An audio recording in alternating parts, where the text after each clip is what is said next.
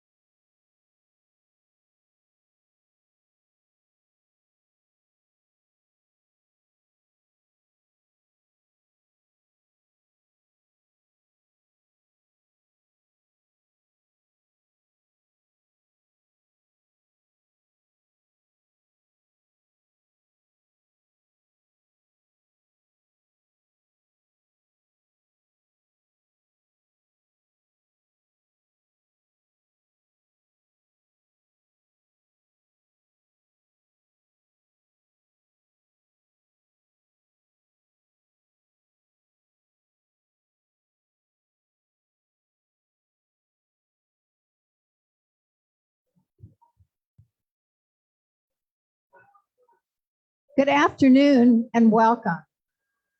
We have a really exciting meeting today. We have Kitteract here. They're going to help us run the meeting. We've got lots going on, so buckle up. This is Jay. Jay is the president of the Kitteract Club, and she's going to help me run the meeting today. So.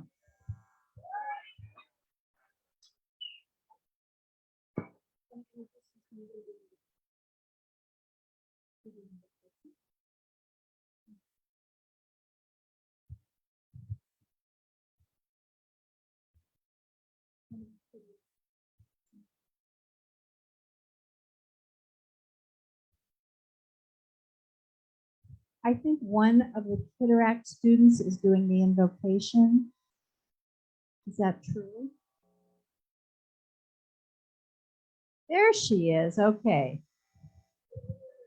You want to introduce her? So this is Ambria. She's gonna help us with our invocation. Please join me in our Rotary lunch pit. Our job in Interaction Rotary is to help people. Let us be thankful for the work they do. Let us be thankful for all the lives and faith and hope. Let us be thankful for the food we're about to eat. Let us be happy and thankful for life. Thank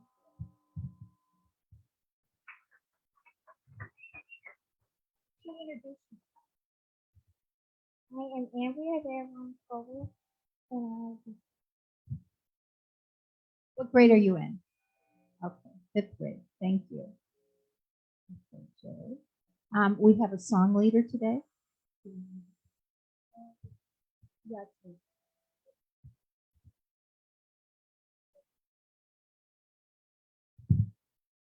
Down in the so we're currently singing Hope Nevada.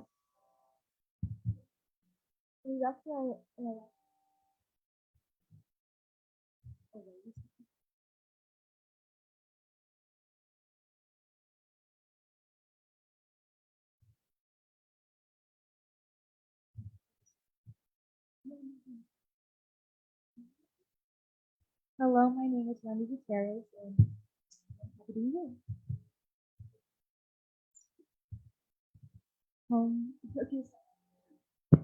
Around the land of the setting sun, where the wind blows wild and free, there's a lovely spot, just the only one that means home, sweet home to me. Means Nevada, home means the hills, home means the sage and the pine. Out by the chalky silver hills, out where the sun always shines. Here's the land that I love the best, fairer than all I can see. Deep in the heart of the golden west, home means Nevada to me.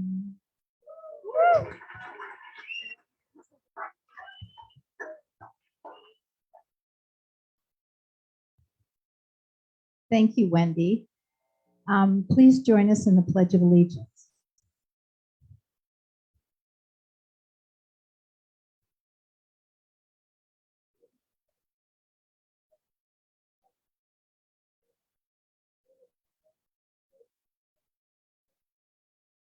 Thank you. Be seated. Our Sergeant at Arms today is John Pally, and John Pally has Yes, a can you hear student me? with him. This is going to be good. So today, Alexander, stand up. I actually have an assistant sergeant at arms. He eventually will be taking my job, and that is Alexander. If anybody acts up, Alexander will escort you out of here, okay? So you know who you are. I'll try and be on my good behavior. Good. Thank you. I'd like to make some introductions today. We have, is Ilya here? Okay. Wonderful, welcome. Bob Warner is not here. John's been introduced. Oh, great. Right. So this is an international visitor, and since I didn't prepare where you're from, would you just tell us your name and where you are from? Hello, everyone. I'm happy to be here. My name is Ilya. I'm a Rotarian from Serbia, Europe, city of Novi Sad. My club is the Rotary Club Novi Sad Almamons. So we are 7 years old, 30 members. So yeah, excited to be here. I love the Vegas. So yeah, have a nice meal. I'm looking forward to meet some of you. What part of Serbia are you from? Sorry? Where in Serbia? Novi Sad is the city. Okay, So second largest city in Serbia, next to Belgrade. okay. I've been in Belgrade, but I don't recognize you. Thank you. Welcome. We have visiting Rotarians today. Oh, I'm sorry. One. We actually have a flag exchange here. Great.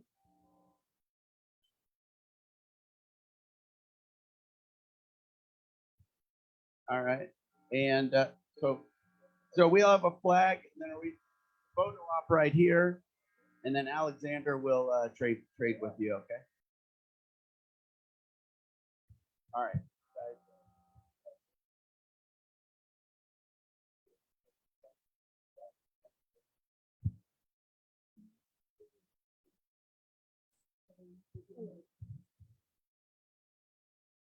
Are there any visiting Rotarians? Okay, we got one right here at the same table. And oh, and another flag. All right, we're collecting flags today. Come on over here. Why don't you tell us your name and where you're from? My name is Bob Toth. I've been in Boulder City. I was in Boulder City for 32 years, but I'm actually now a member of the Rotary Club of Summit County, Colorado, which is Frisco, Breckenridge, Silverthorne, and Lake Dillon. And just coming to visit and present you with a flag from Summit County. A great place to visit. Great. So we have a photographer right there, and then Alexander will trade flags with you.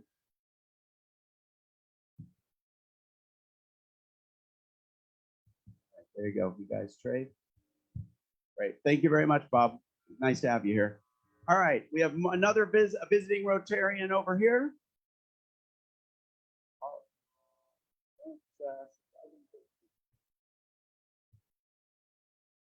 Good afternoon, everyone.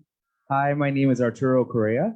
I am a visiting Rotarian from the Tower District Rotary Club located in Fresno, California. I have the opportunity of serving as president-elect to our newly established club. So thank you so much for letting us be here today. This is Nancy Morfin. She's a little shy. Nancy is also a Rotarian from the Tower District Rotary Club in Fresno, and she serves as our treasurer. We are a newly established club. We're 5 months old. I know this club is celebrating 100 years, but 5 months, we're super excited. We actually started our club with 30 chartered members, and it was just such a big accomplishment for us. We don't have a exchange flag quite yet, but just thank you again for allowing us to attend your meeting. Hey, this is great. So this is gonna be so fun because remember, you guys, we have that thing where people from new clubs, when they don't say something right away, they do a 5-minute speech. So Nancy, we'll get you later for the 5-minute speech. Okay, so just work on that. All right, what else? We have another international visitor today too. Do we? Toby well, Annie's back, but we also have, Toby brought his mother today.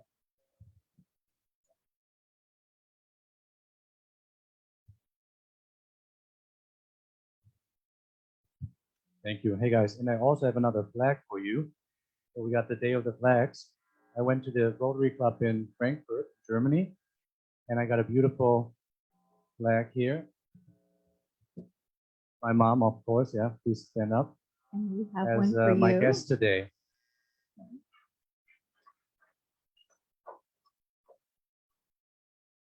Thank you.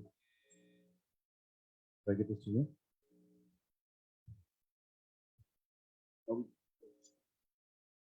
Our stash. Do we have any other visiting Rotarians? I don't see hands. Do we have guests of Rotarians? Yes, lots.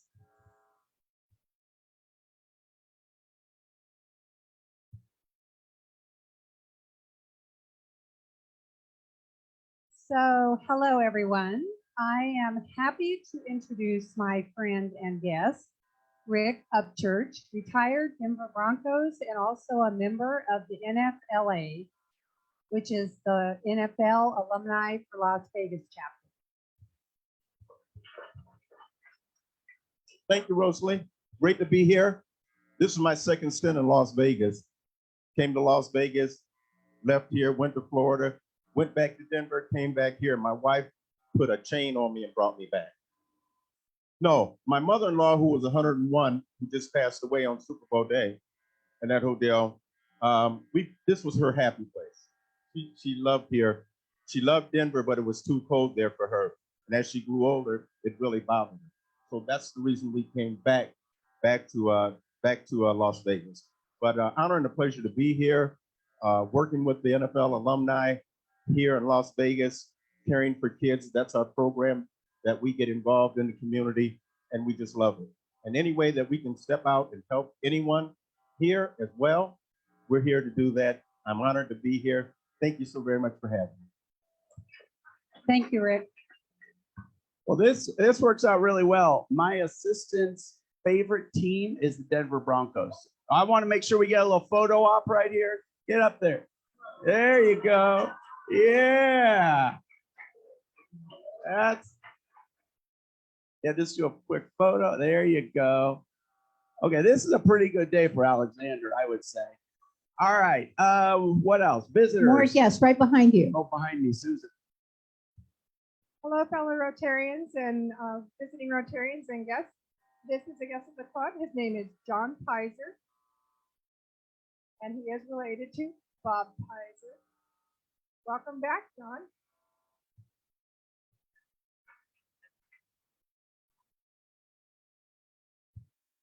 Good afternoon, Rotarians. I have 3 guests today, 2 of which are with Hopefully. We have Don Miller and Catherine Phillips. I was going to call it as well, which you'll hear more about later.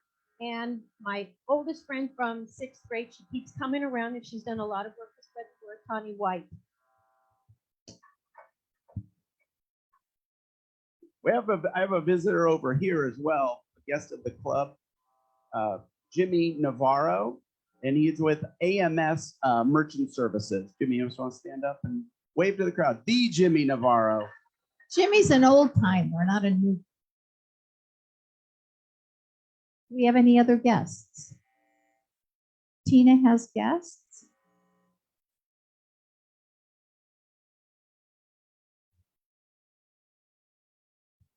Hi, everybody. I have 2 guests today that I want to introduce you to, Andrew Rothbard and Jordan Lee. They're both in the solar business, and I got to talking to them about Rotary, and they wanted to see what we do and think they might be interested in joining the club. Welcome. Broncos fan too. Thank you. Honored to be here and looking forward to helping out the club, but also the community as well.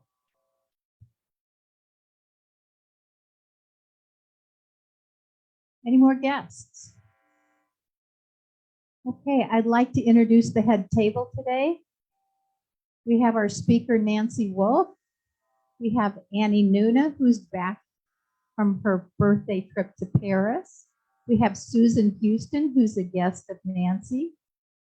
And we have Leah Roberts back. Happy to have you all here. And Jay is joining us as well. So we'll take a quick picture.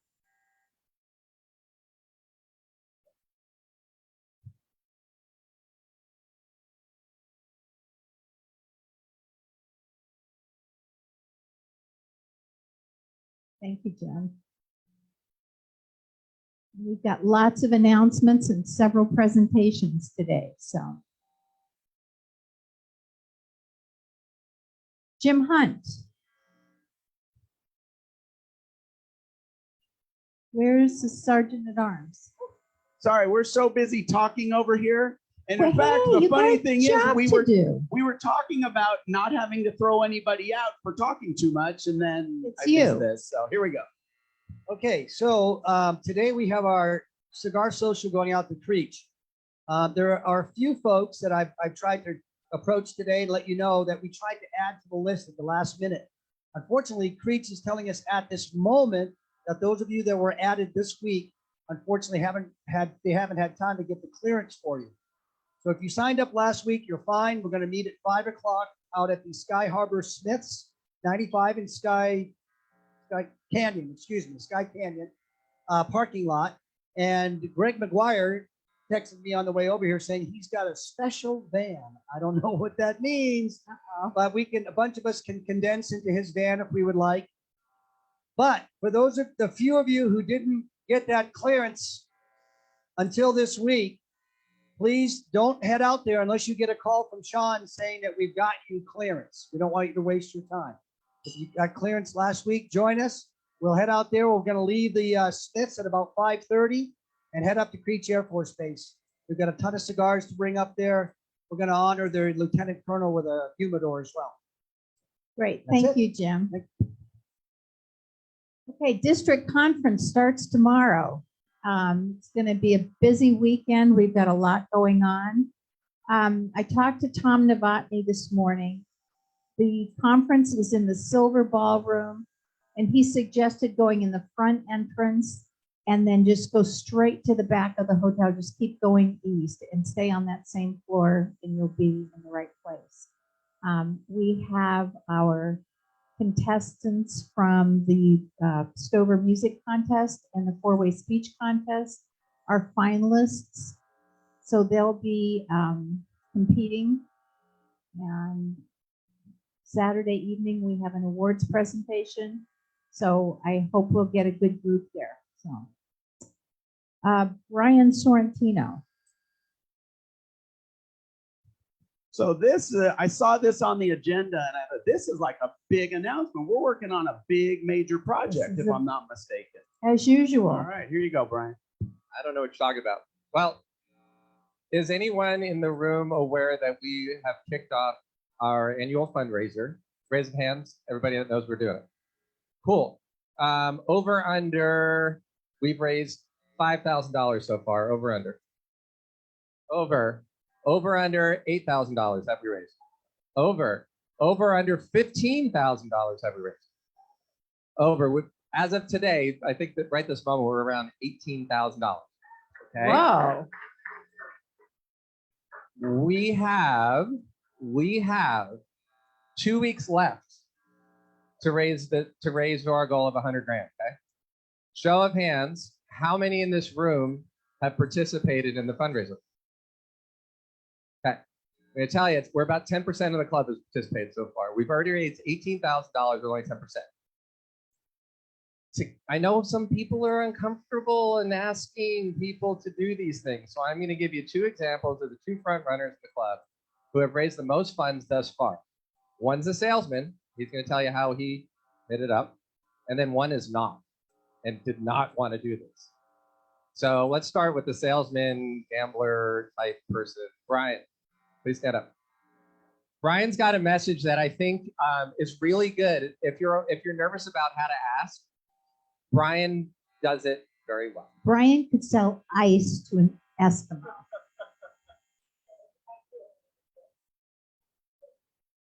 Ready to tell you. Basically, everybody in here has some friends, surely, that you can reach out to.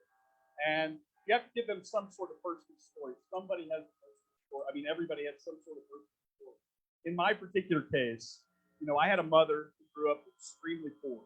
She ended up wearing a brown school uniform in a year that they had changed to another school uniform, a blue school uniform. And she didn't have the money to update the uniform.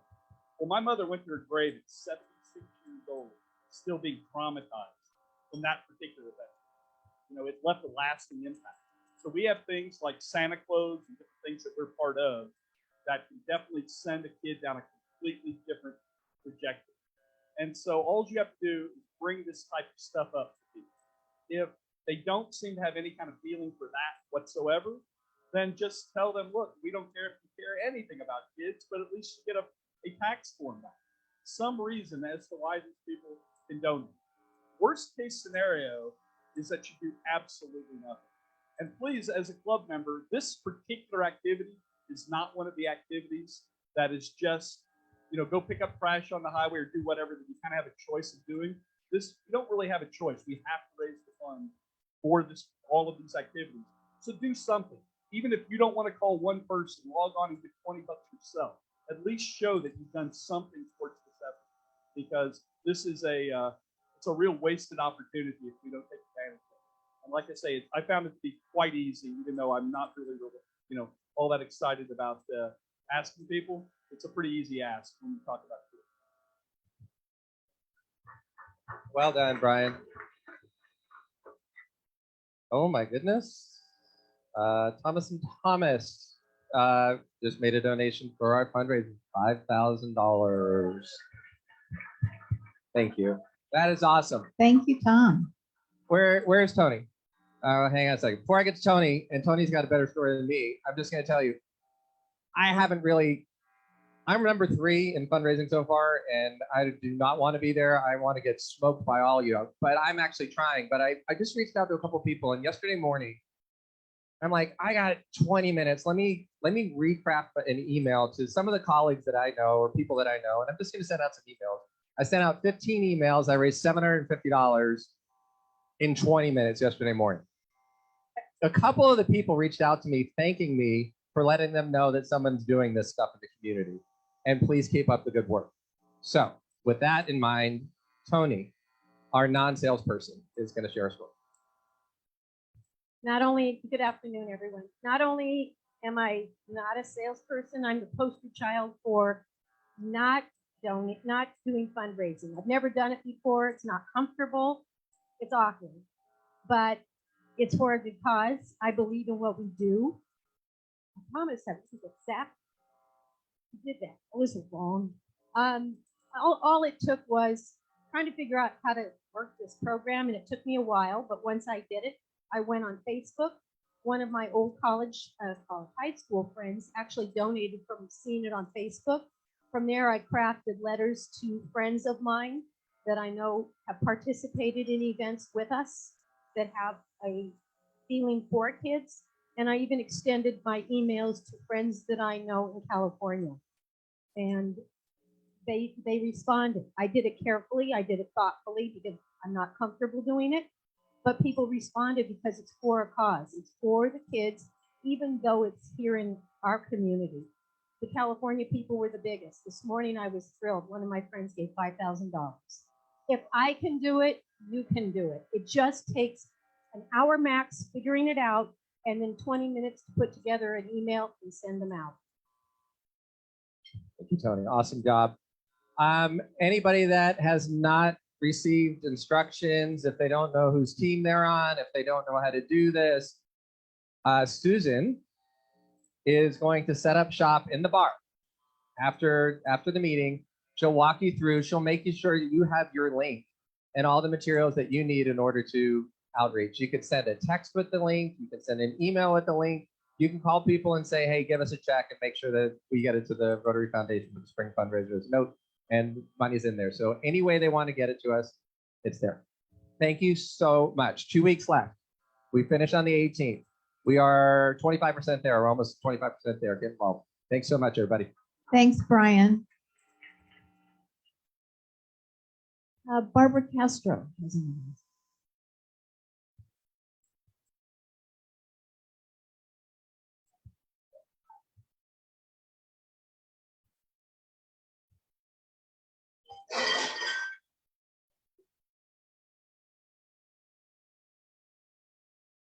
Hi guys, good evening or good afternoon. I have a couple announcements real quick. The first one's going to be, we're going to be planting another tree.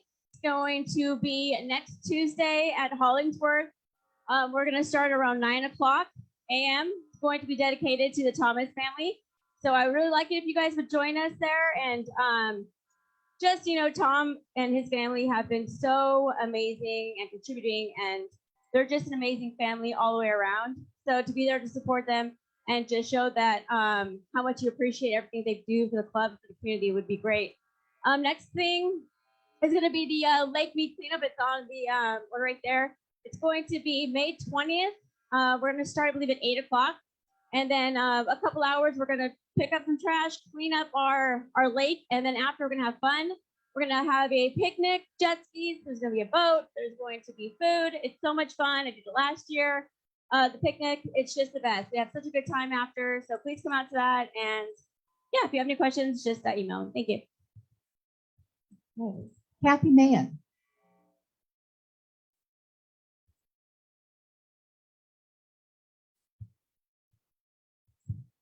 Hi, I just want to let you guys know a couple things. One, there's a night of Tuesday enchantment that's going on at McCall Elementary School next week on Thursday the 11th, and it's free. You can give donations if you want, which is what you usually do, but it is free, and so that should be fun if anyone wants to go. And also, I wanted to introduce Danica, and she'll introduce, of course, Tracy, who's club. And our Kiteract Club members, I want you guys to all stand up, and Stanica will let us, recognize you.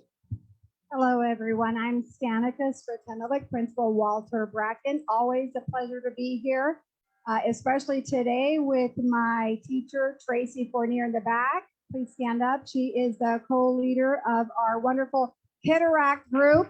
Kiteract students, please stand up. Get recognized. Thank you. All right, thank you. It is always a pleasure to have students be given this opportunity to see what it's like to mingle and talk with partners and see what's going on in the community. You set a wonderful example. I would also like to take this opportunity to thank Rotary for their generous donations. Because of you, we were able to buy a new hydroponics and start our new hydroponics environmental science lab. So you do many things for many people, but Bracken, thank you so much.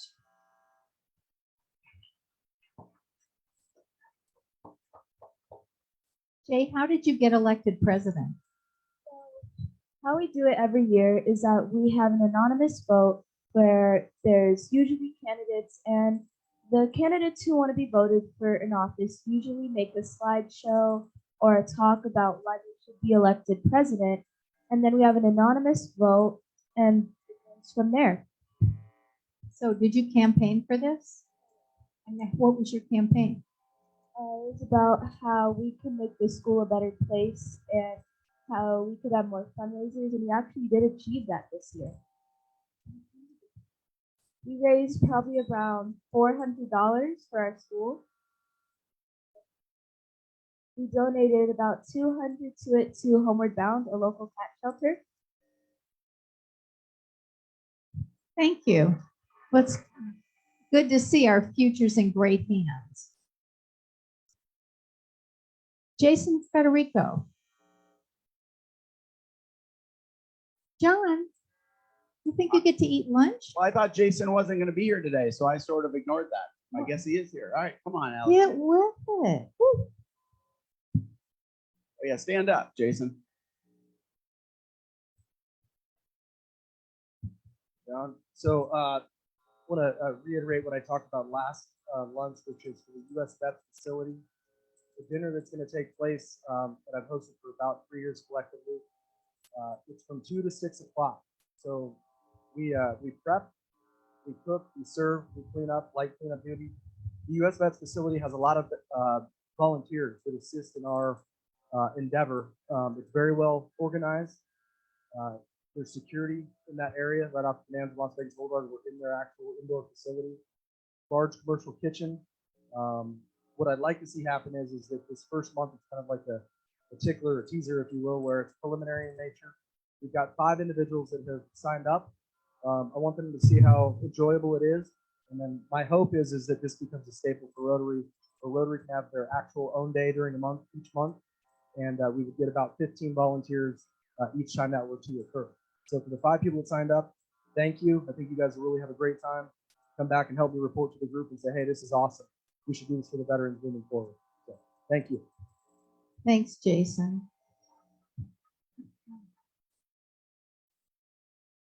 Nancy Anderson.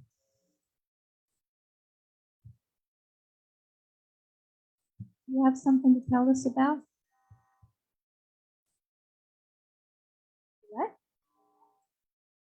think so. Right behind you. Oh, okay, sorry, nobody told me. Hey, right after this meeting, we're having another planning meeting for the debunk. And so we're going to be in the vintage room, I believe. Is that correct, John? No, we didn't get it. Sorry. We'll be in the bar. So we'll be next to Susan and that everything. But on June 29th at my home, in my backyard, we're going to have a debunking of our current president. She's done a great job, but it's time to kick her out. So that's 56 days away. Counting. That long. Okay, we have a couple of presentations. Tom Thomas and Tony Kern. Can you come up, please? And Don.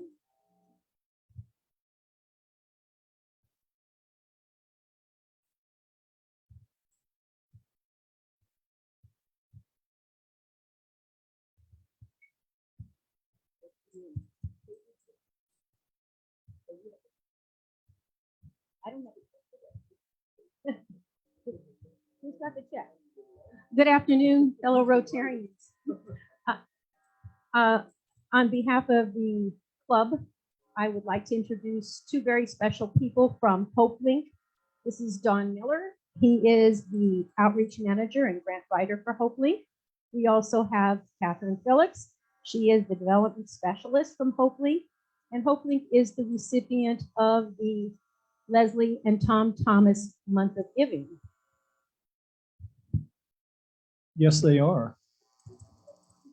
And as soon as we have the check, we can hand it over to Don. I'll let Don talk about the programs and what takes place there. But what was really interesting to Leslie and me is that how well their programs fit within the mission of this club. Thank you, Tom. I'm very pleased to be here and want to say thank you to get this out of the way for the gift that you've given HopeLink, which will go toward our back to school program, which we have every year. This year it's a much expanded version. It will be held in conjunction with our loan center and Henderson Police Department, and we'll be serving about 4,000 children. So we're very pleased with that. So thank you very much, Tom and everyone else.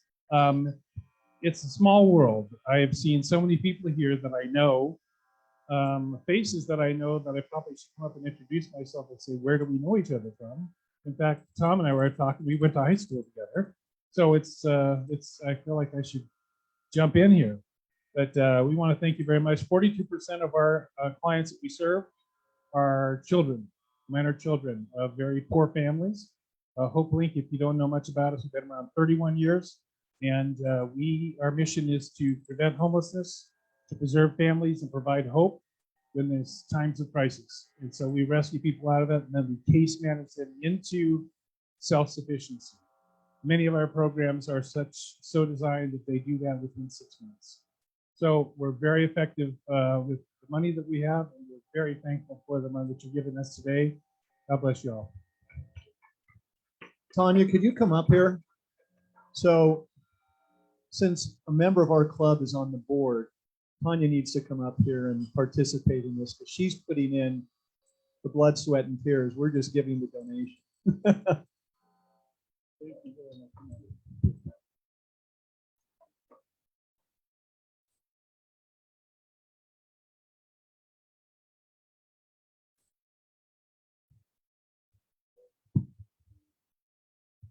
Thanks, Tom. Nice to have you here today. Thank you.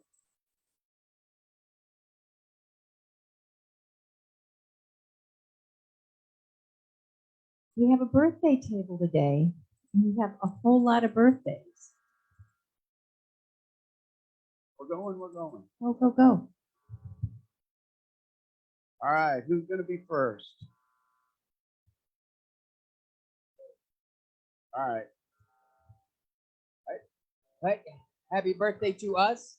Of 5 years in the club since 2018, Rotarian for 7 years, and just what a pleasure to be with you all. This is first thing I did when I came to Vegas was join this club and haven't looked back. Thank you. None of you want to hear from me. Thank you for the happy birthday wishes. Great to be here. This is my second go around at the birthday table, and I'm hoping to spend about another 25 years at the table.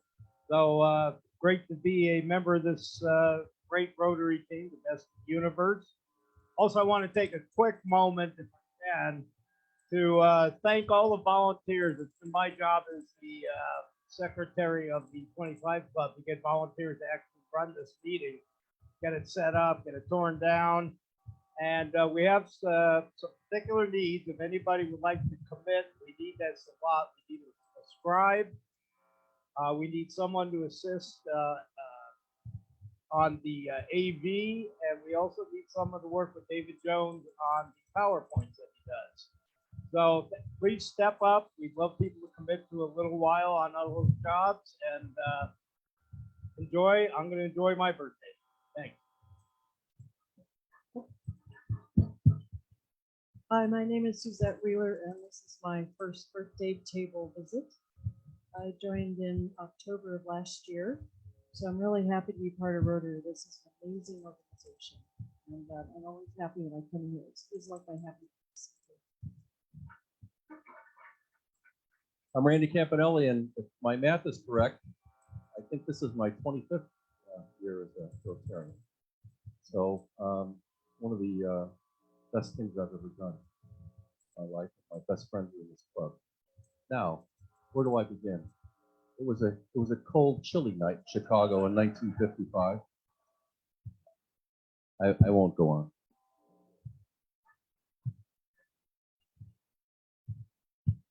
Thank you very much. Eric Schimmler, 2 months in the club and first visit to the birthday table. So thank you very much. Las Vegas Rotary is my third Rotary club, and so far so good. So thank you very much, and happy birthday to us.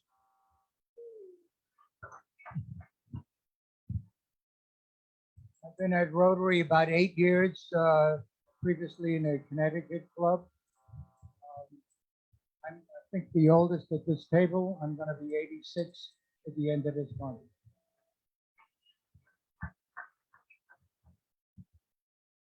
Hi, I'm Mike.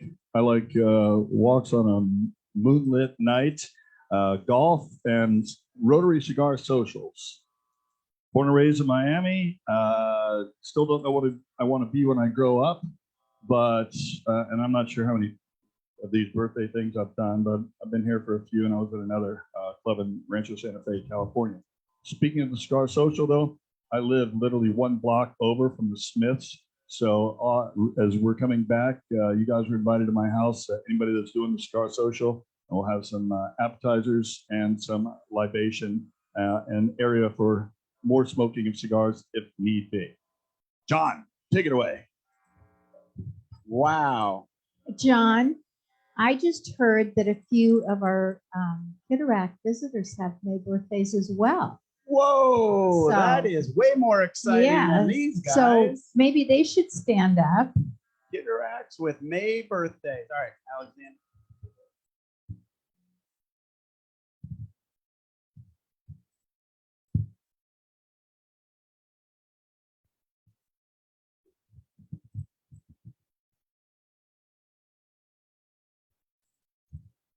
Annalise,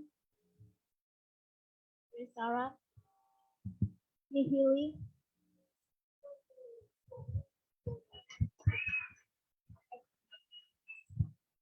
And Annie Noon is over here, and she has a May birthday And I as think well. Carrie also, if I heard a rumor that Carrie.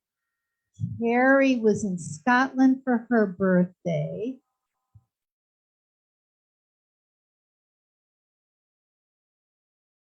Okay. Oh, so yeah, we just got back from Scotland. I have a flag from the club that we went to visit in Edinburgh. I've been in the club since 2018. I have 2 kids. My youngest is graduating high school and a wonderful husband and my own business. And I love Rotary.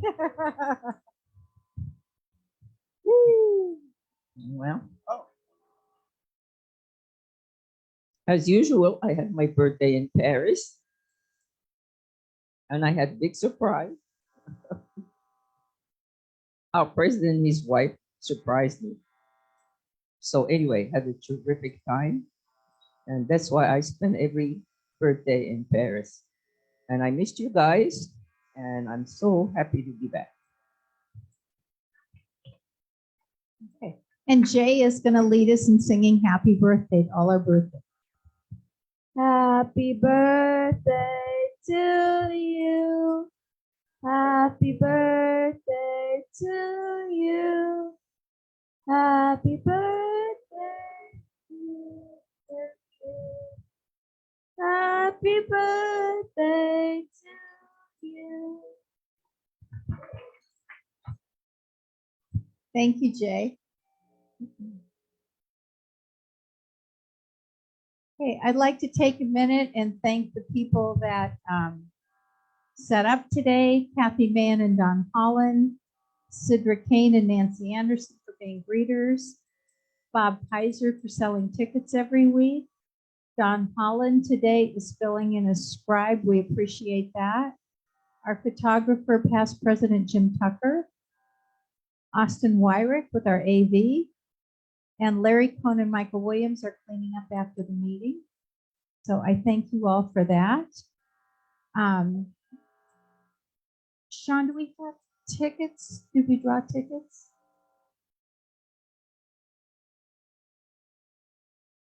Details.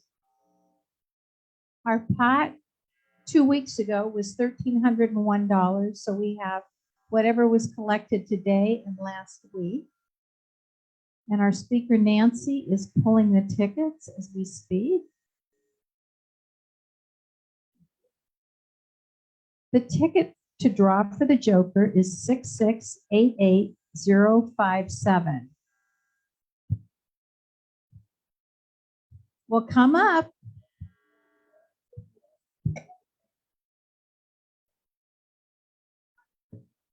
Steve Kwan.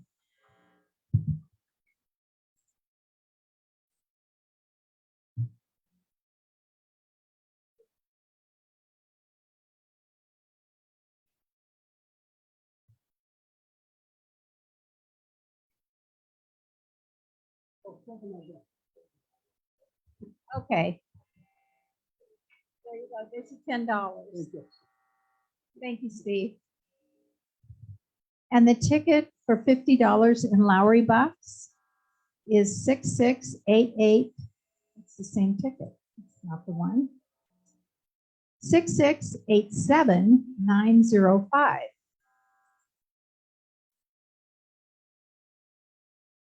$905. 6687905.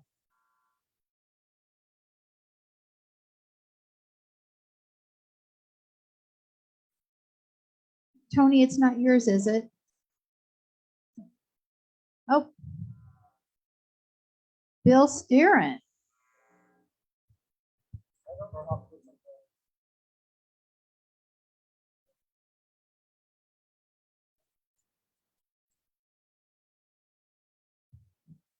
Okay, and now it's my pleasure to have Annie Nuna come up and introduce our speaker for today.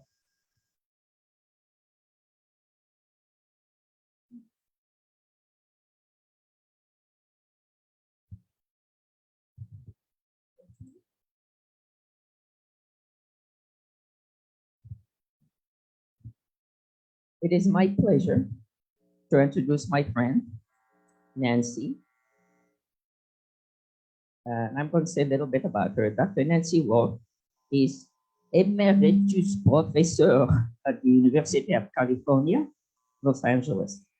She recently won the Marquis Who's Who Top Educator for Dedication, Achievement, and Leadership in Neuroscience.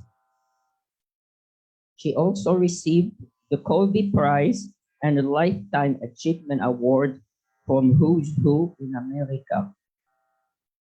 Nancy earned a Bachelor of Science in psychobiology from the University of California, Los Angeles in 1978, and went on to obtain a PhD in neuroscience from UCLA Medical School in 1983. In addition to her teaching, she has been at the forefront of research in her field of neuroscience. Her research interest focuses on Alzheimer's disease, microtubules, and learning and memory. To match her research and studies, she's the author of 2 books, including Nanoneuroscience. She's also the writer behind 75 research articles and attends many international conferences. For example, later this month, she's presenting in Sicily, Italy. So I'm happy to introduce Nancy Wolf.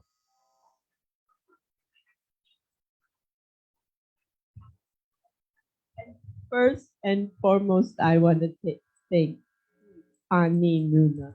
Thank you so much for that nice introduction, but more than that, for the recommendation for the invitation to do this presentation. I am genuinely honored and thrilled, and I thank each and every one of you Rotary members and Rotary members to be as well, including me, hopefully. So now that I have my pointer, I'll just point out the title of my talk is, Can We Finally Cure Alzheimer's Disease? And today I'm going to say, yes, I think we can. And I'm going to give you a brief description of a theory and a method that I've actually been working on for over 30 years, and it's been improving over the years.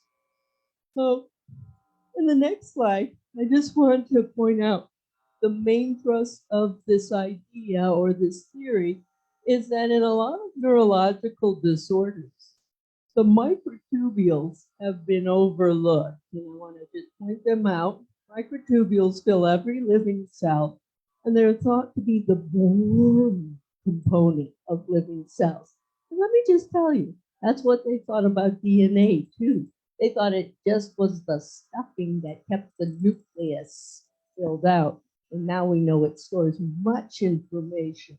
So basically, in a nutshell, I'm going to be explaining how the microtubules, rather being a kind of sideline in the Alzheimer's story, they're actually the main actor. And if one accepts that theory and works with that theory, we may actually lead to a cure. So in the next slide, I want to just explain why have scientists ignored the microtubules, and I already mentioned a little bit about that, and that's that they're just everywhere. And how can something that's literally everywhere in the living cell be that important? The reason is that it depends on which cell you're looking at. If you're looking at a simple liver cell, then yes, all the microtubules do are basic housekeeping functions, like moving things around in the cell. They actually act like railroad tracks. Another function that's relatively straightforward is growth. Sometimes the microtubules kind of punch through as the cell decides to grow a little this way or grow a little that way.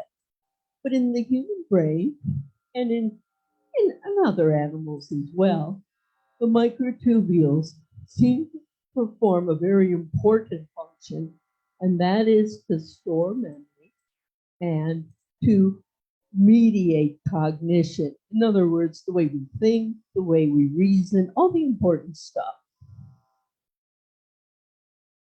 Beginning in early 1900, around 1906, Alzheimer, and he's the man that the disease is named after. He had a very famous patient, Augusta Ditter, and she was behaving bizarrely.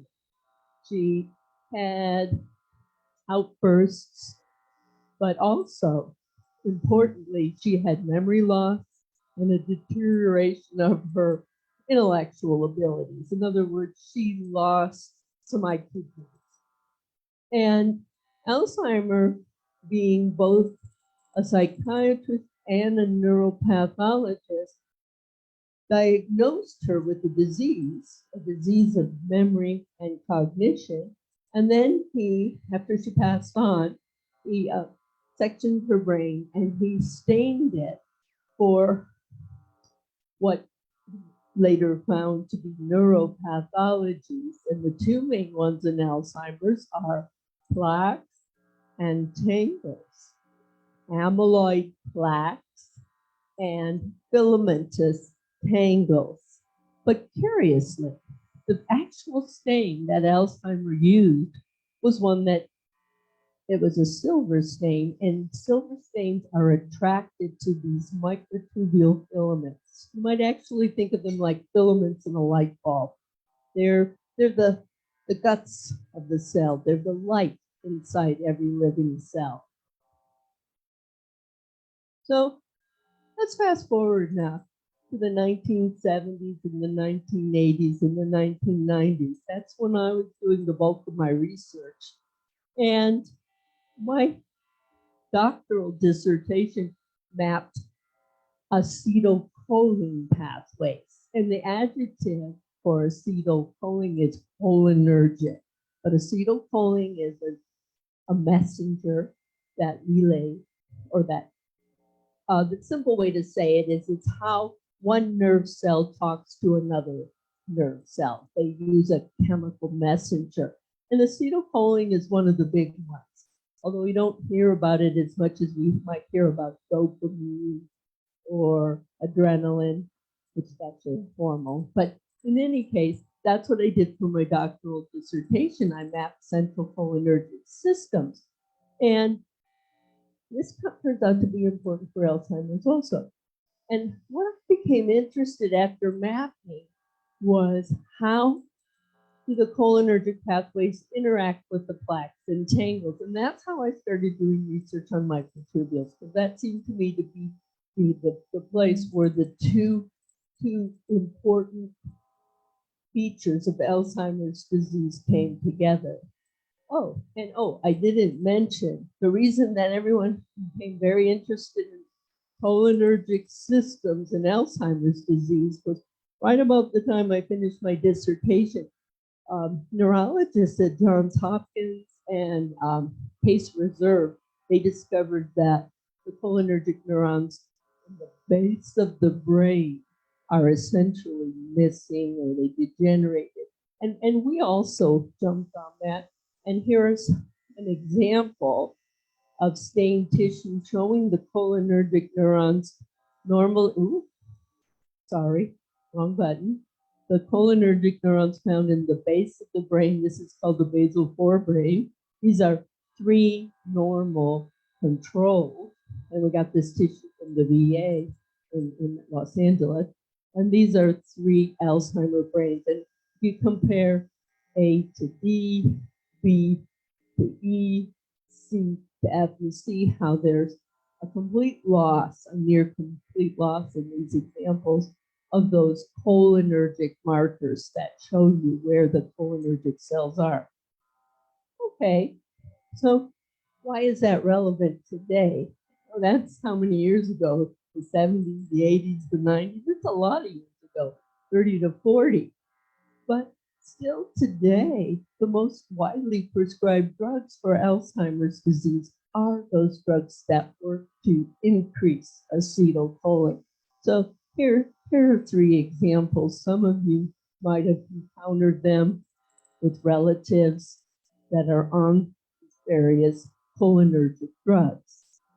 Now, I want to add that it's not exactly the truth that there's nothing new in Alzheimer pharmacology since the 1980s. There recently are 2 amyloid drugs that received FDA approval, and a third one that looks like it might outperform the other 2. But I'll get back to this in a minute. I think it's an important point. It's clear that amyloid deposits are a hallmark of Alzheimer's disease. But much like age spots are not a disease, it could well be that the amyloid plaques are not what's interfering with memory and cognition.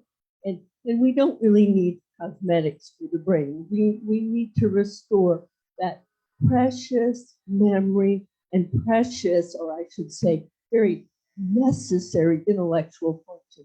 It's hard to maneuver in life unless you have your intellectual function. So there's a red flag.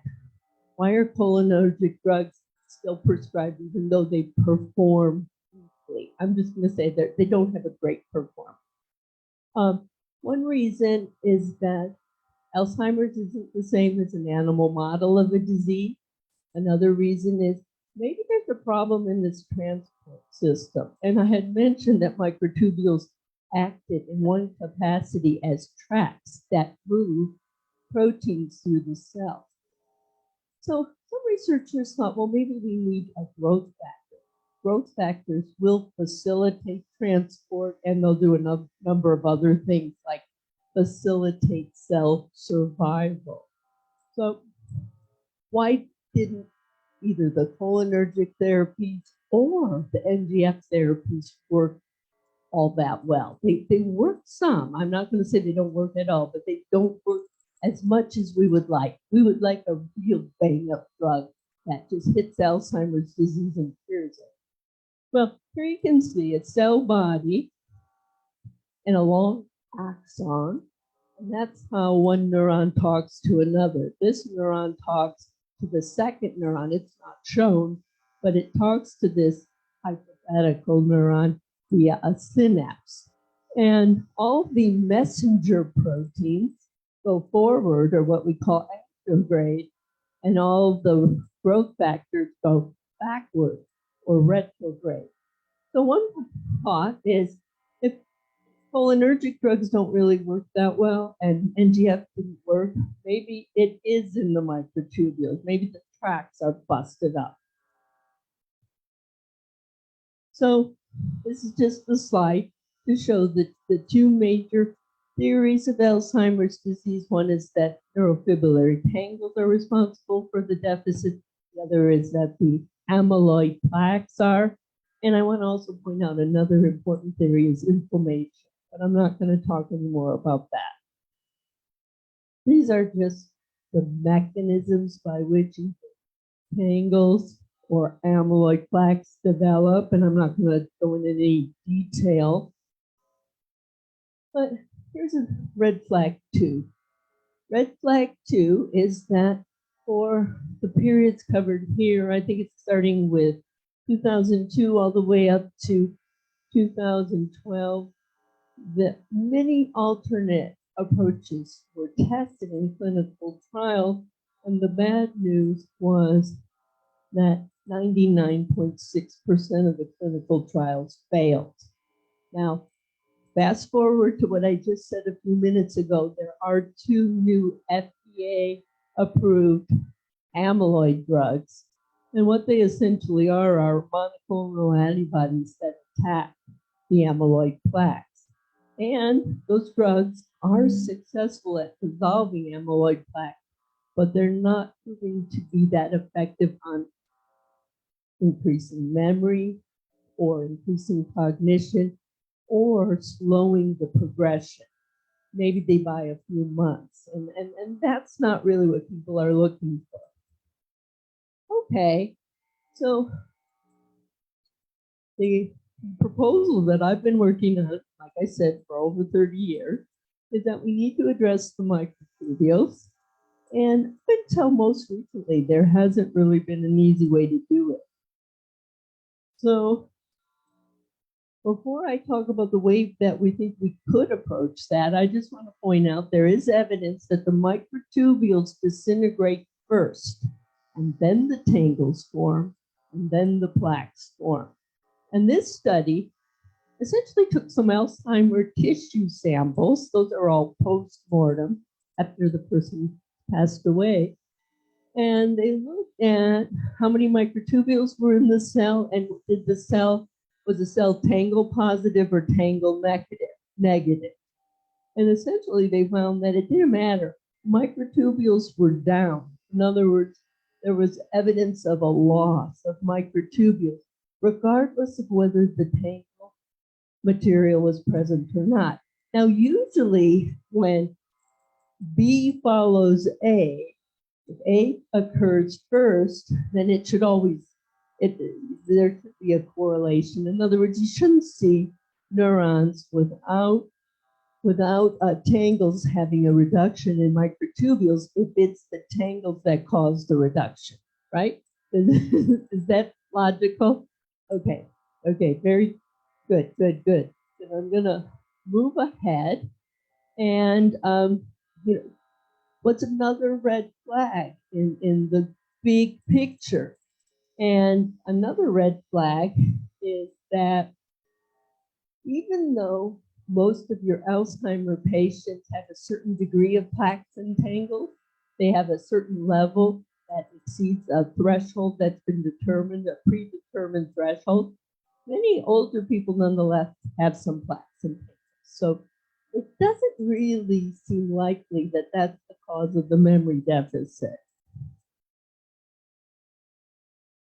So where did I come up with this idea that microtubules are so critical for human memory or animal memory? Well, we did some experiments in the early 90s, and we showed that microtubules are broken down. When we trained animals, we trained them on something called a fear conditioning paradigm, where you pair something like a tone or a shock, a tone to a shock or a light to a shock. And when we trained animals on that classical conditioning paradigm, we got this kind of evidence for, whoops, forward. Oh, I gotta go back. There I am. Okay, we found evidence of increased production of these proteins associated with microtubules, and we had a biochemist follow that up, and she told us, yes, that's because the microtubules are broken down. And there are specific proteins involved, but let me just say that we had like 3 in the microtubule family that were all down. They were degrading. So from that, we reasoned that what must be happening when we learn is that this is the diagram of a postsynaptic site. They're called spines in many cases. Not all postsynaptic sites are spines, but many of them are. And what I mean by postsynaptic is they're the person picking up the telephone. One neuron talks to another. One neuron calls another neuron on the phone. So the receiver picks it up and says, hey, what are you saying? Okay, so oftentimes that comes in on a spine. And most neurobiologists believe that learning and memory is stored here in the synapse. And we propose an alternate theory based on our evidence that the memory is actually laid down in these microtubules shown here in orange. So to make this simple, and how much time do I have left? I don't want to go over. Okay, I'm good. I'm going to finish. To make this simpler, the traditional theory of learning and memory is that you have an input at spine 1. And this is a neuron, and these long sticks inside the neuron are meant to represent the microtubules. And it's oversimplified. There's more going on than just that, obviously. But the main learning theory today is that you have potentiation at spine 1, and if there's coincidental potentiation at spine 2, then that relationship is stored. No one ever says where it's stored. They say, no. It's stored a little bit here, and it's stored a little bit there. How is it stored? Well, these spines act a little faster. Well, yeah, but where's the connection between those two stored? Well, it's all in the timing. Well, that really, to me, at least, isn't a very valid explanation, but it's nonetheless what's currently acceptable. So our idea is a little different. Is that there's actually a physical basis for the storage of this input being followed maybe by 30 milliseconds by this input, that kind of specific information can be stored in a matrix like this. And it actually can be explained in a logical way.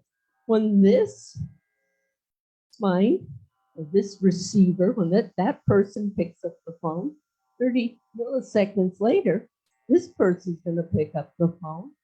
And what do these tracks do? They transport proteins that mediate talking, the talking of one neuron to another.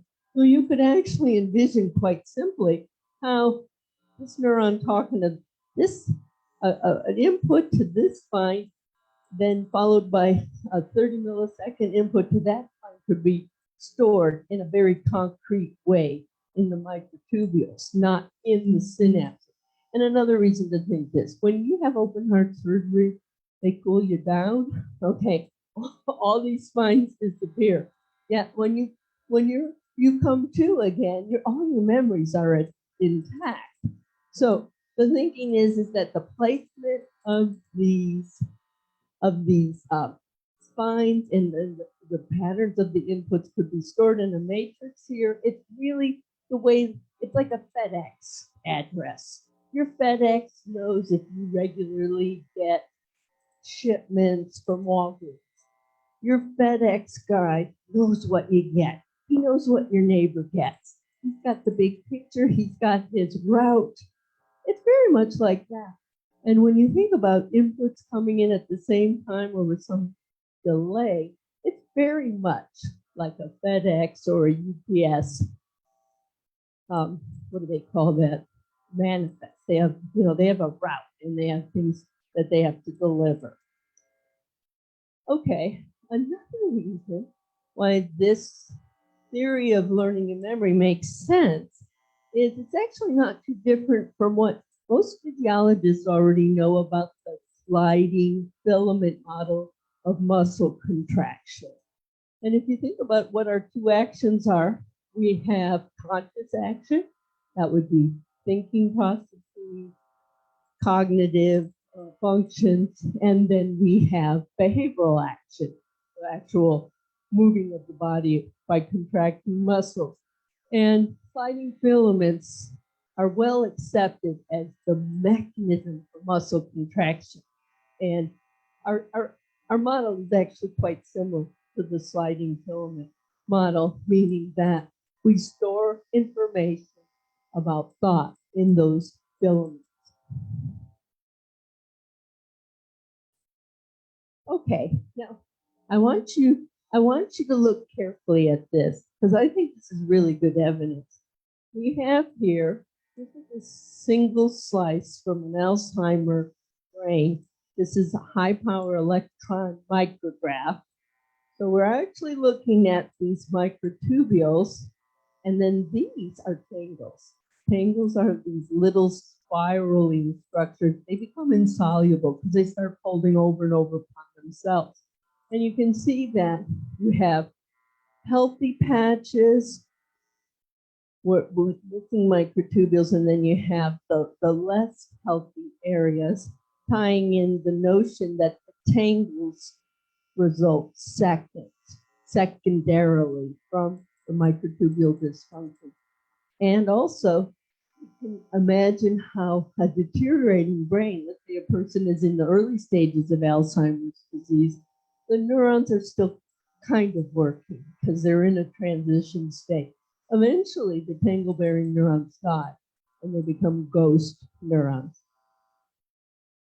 So the thrust of this way of thinking about it is that instead of the typical pattern, it's just the same neurodegenerative processes, but in a different order.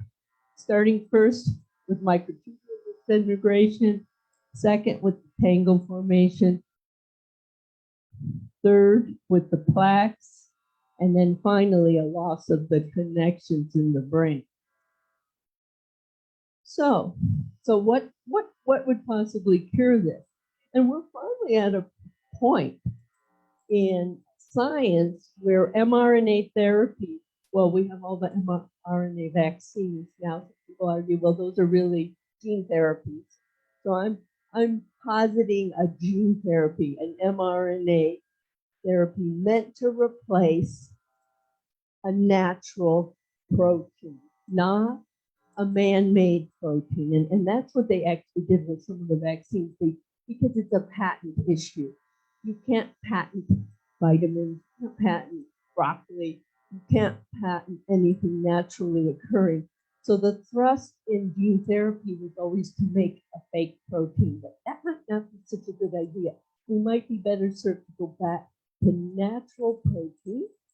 In other words, to replace the tubulins that are missing in the brain as we age. And is there evidence that there are proteins that are down-regulated? You might have the gene for it, but you down-regulate the expression of that gene. And there is indeed evidence. And my late husband and I, we wrote this book chapter, published it in 1990. And the thrust of our theory was that there's probably a lot of aberrant or abnormal expression of genes to do with microtubules because microtubules underlie the neuroplasticity in the brain. So we were arguing that as a function of neuroplasticity, you run out the sequence. And years later, there's been several reports. I just show a couple examples here that yes, indeed, that's correct. The expression of certain tubulin genes, and tubulin is the component of those microtubules. They're made up of little dimers of tubulin, and they are indeed abnormally expressed. And I can explain differentiation and disdifferentiation, kind of oversimplify it. Let me kind of oversimplify that.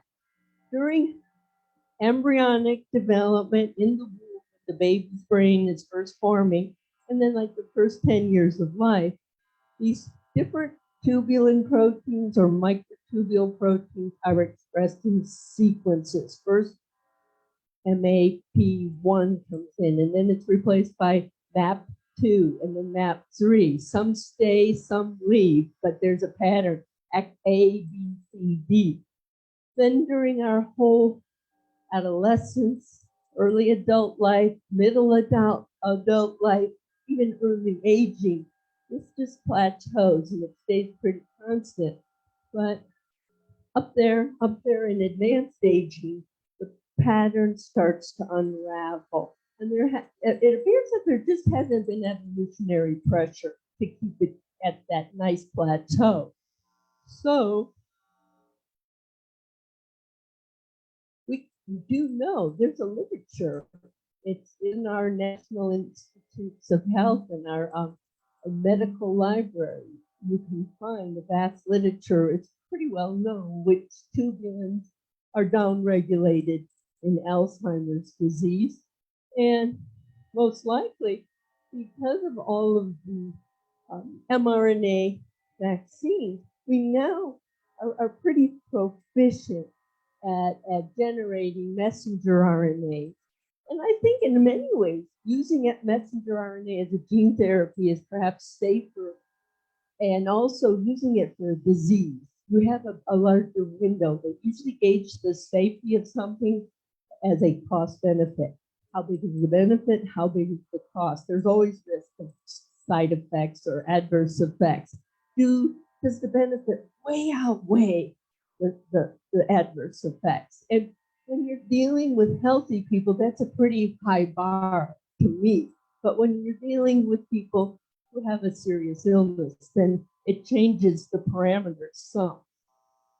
So there are lots of ways to reinforce microtubules. That's the field of nanoscience. But we've made a patent application for this a few years ago, but we were using a fake tubulin. And we've changed our thinking now into thinking using a natural tubulin. That would be much better. And to conclude, I would just say, can we solve not only Alzheimer's disease, but someone asked me earlier about Parkinson's disease. Can we solve some of these neurodegenerative diseases with gene therapy? And I think we can. and I think we can solve them. And I think it all depends on identifying the right protein to fiddle around with. Okay, I want to thank everyone very much.